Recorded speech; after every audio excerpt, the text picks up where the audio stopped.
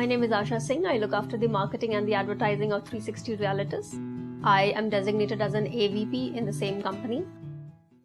360 has been operational in the industry for last 2.5 years. It's one of the leading real estate advisory where we give portfolio management, real estate consulting, along with the other services that is related to real estate.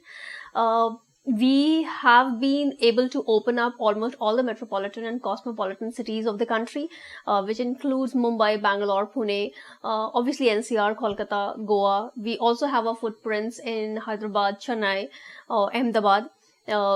This financial year, we have gone global as well by opening up office in Dubai. The motto and the vision of the company would be to give professional help, to make a very unorganized industry into an organized format, because we understand that real estate as an industry has gone from a very robust industry to an industry where people have little faith now. So we are trying to change that. We are trying to bring a lot of professionalism. The consulting has to be a lot based on data and analytics rather than just giving it as a transactional mode. And we have been able to achieve quite a lot in that aspect so far. See, customers have lost their faith in the industry altogether, and this has typically happened more in North than in West and South. So, of course, the only way to build that trust back is to give and suggest and consult on the facts that we believe in. So, of course, it will be very pivotal and important to, not just look at the vision of transacting with the client, get the revenue, but at the same time making the entire industry organized. So in that flow and aspect, it has to be more professional. It has to be where we are giving right kind of advice, right kind of input, without the fear of losing the client. So mostly the clientele based has gone from investor base to a end user. So for an end user, of course, the things which are important to that particular segment has to be catered to. Gurgaon would go again on it would again pick up in next 1.5 years. Obviously, the price correction which has happened in Gurgaon is already helping. Last 2 quarters has seen good transactions in Gurgaon, where it was quite slow in the last year. So, looking at the new infrastructure development which is being planned, looking at the cost factor which has rectified, I see Gurgaon going up again, but of course it will not be the way it was in 2010 and 12. We look at customer benefit more from the point of view is that right now, are they going to get what they're investing in?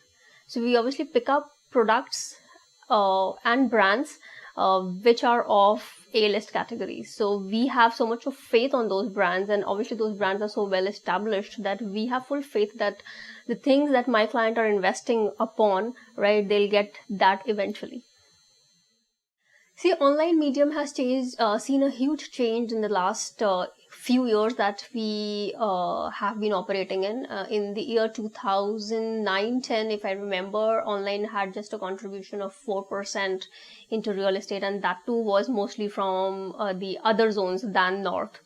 But that change has happened radically in the last 1.5 years, where digital has been the main force behind the awareness, and it has a lot to do with the change in the mindset of the client as well.